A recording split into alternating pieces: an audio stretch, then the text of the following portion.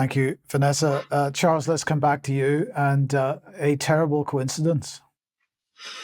Yes, thanks, Mike. An extension of a segment from last week in which I spoke about the apparent but extremely unlikely coincidence between the deaths of then Stephen Chamberlain, formerly of Autonomy, and Mike Lynch of Autonomy, but subsequently involved with Darktrace. Now, in the interim, sadly, the news has emerged that Lynch, Bloomer and Morvillo, who were associated with the banking and legal side of the campaign in the trial that was concerning the sale of Autonomy to Hewlett-Packard and the suggestion that there'd been an inflation of the price. And I suggested last week there would be more to this story to come out. And indeed, that does very much seem to be the case, but most particularly to do with Darktrace, the AI cybersecurity company, because in actual fact, since April of this year, there's been an attempt to purchase that company, make a cash offer. Here we see from Thoma Bravo, an investment company. But again, as with these things, there's much more to it than meets the eye. We see here that it's announced by the computing channel that the offer is for 5.3 billion. The significant detail about this, of course, is that the cash acquisition equates to around £6.20 per share and a 44% premium on the company's average stock price over the past 3 months. It was listed on the London Stock Exchange at £2.50 per share in 2021. So we just see here the sort of legal and administrative side of it, and as part of this acquisition, effectively, it would be not via Thoma Bravo, but they would be creating a separate entity called Luke Bidco. And just to illustrate the complexity of the situation, and although this might be, in effect, above board and procedural, and certainly these entities, particularly Bidco and Midco, are part of this process, but nonetheless, what I've done here is drawn from Companies House to show that Luke Bidco is in fact controlled by Midco 3, which is controlled by Midco 2, which is controlled by Midco 1. And then underneath there, we see that there's the Leia Finco, also controlled by Luke Midco 3. Now, this is an extremely complicated web of, in effect, holding companies. And the reason I pointed out is that they all come under the sole directorship of this chap, Sasha May, who is a board member of SailPoint, Highland and Sophos.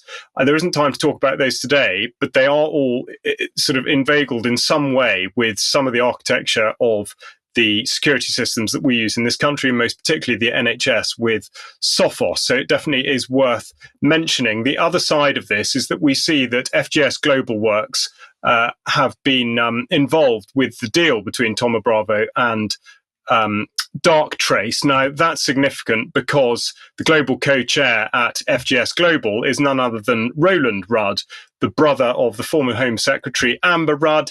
And we look back and we see that in 2020, Amber Rudd was appointed to Darktrace's advisory board.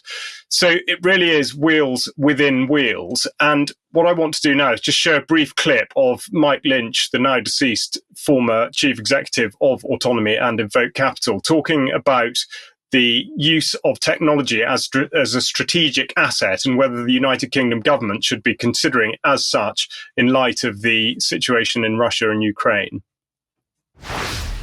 The second thing, which is absolutely fascinating, is that things like connectivity have become weaponized.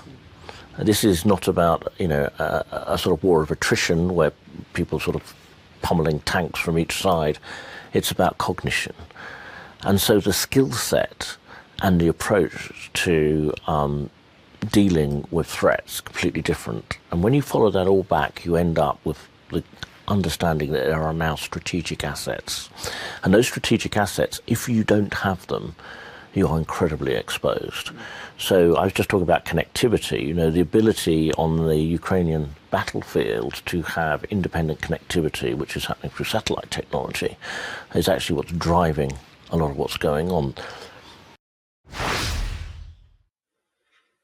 So we've spoken a lot of the effective sort of merge between corporations and defence, national or state defence entities. And that seems to be exactly what Lynch is talking about, which bears relation to the Starlink and the sort of space connection that I'd been talking about previously with regard to Elon Musk. Now, the other thing is just to have a look at how the value of Darktrace is rated by Fitch, the ratings agency. And we see here that they assign Darktrace as a B rating, which is just interesting in light of the 44% premium. B, they qualify as being highly speculative, and they say that material default risk is present and that it's vulnerable to deterioration in the business and economic environment. Mike last week spoke about the symbiotic relationship between cybersecurity and cybercrime and indeed the intelligence services, and I think it was a very good phrase to use. So here from that same piece from Fitch, we see that they say that there's a technology disruption risk. Darktrace operates in the cybersecurity space where threats and solutions are constantly evolving. Technology disruptions are inherent in the industry. Now, the reason I've highlighted threats and solutions is to pose the question, are they coming from the same place? And to what degree are the intelligence services involved in all of this? Well, to answer part of that question, we look at Poppy Gustafsson, the current chief executive, on the left here, shown at the Future of Britain conference, which of course Ben and Debbie have reported on both last year and this year, but that's Tony Blair's pony. And then we've got on the right the Founders Forum, showing absolutely in plain sight Chief Executive Poppy Gustafsson sitting down with the Director General of GCHQ, Anne Keast-Butler. So really, the sort of the web that has been exposed by this extraordinarily coincidental, but as I say, I mean, really beyond the bounds of possibility that these deaths should be regarded as accidental, although of course that is speculation at this point. There's no evidence to support that, but the web that is being exposed by this is perfectly extraordinary, and it is something that we will have to continue to look at. Yes, indeed. Thank you, Charles. Now let's